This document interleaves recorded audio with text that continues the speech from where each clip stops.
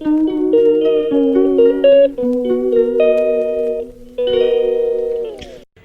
అండి, ఇగో అల్లం పచ్చడి చేస్తున్నా. ఇవి ఒక 1/2 కిలో అల్లం ఉంటుందండి. శుభ్రం కడిగేసి ఇప్పుడు ముందుగా ఆయిల్ వేయాలండి. ఇదిగండి ముందుగా శనగపప్పు, మినపప్పు, జీలకర్ర వేసి కొంచెము ఎర్రగా వేగాలండి. ఇదిగండి కొంచెం మినపప్పు వేగింది. ఇప్పుడు ఎండుమిర్చి వేయాలి. కారం సరిపడా ఎండుమిర్చి వేసుకోవాలి. ఇదండి ఎండుమిర్చి వేగింది. ఇప్పుడు అల్లం వేసుకోవాలి. ఇదిగండి ఇప్పుడు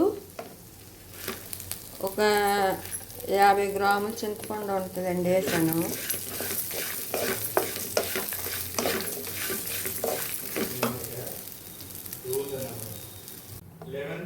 ఇదిగండి ఇట్లా వేగాలి.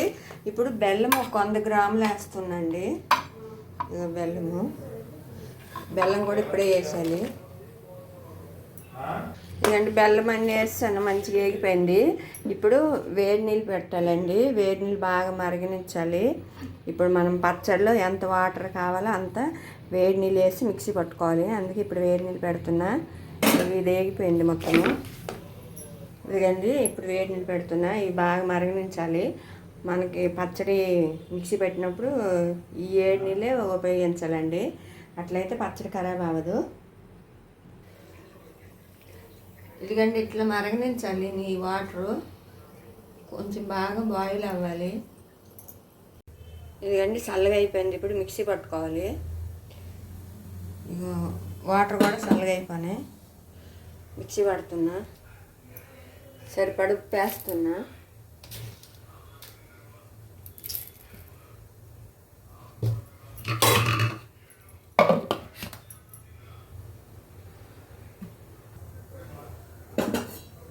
కొంచెం వాటర్ వేస్తానండి.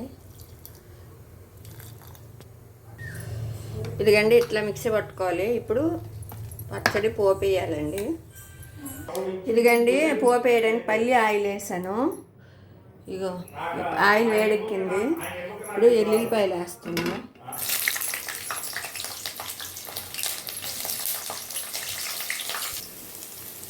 ఎండుమిర్చి వేసానండి. ఇప్పుడు ఆవాలు వేస్తున్నా.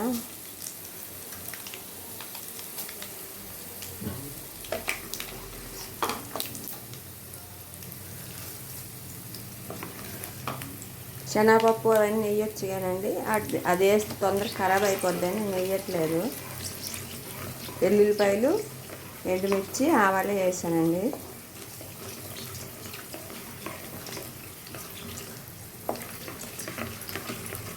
ఇదండి పోపు వేగిపోయింది. ఇప్పుడు కొంచెం పసుపు వేస్తున్నాండి.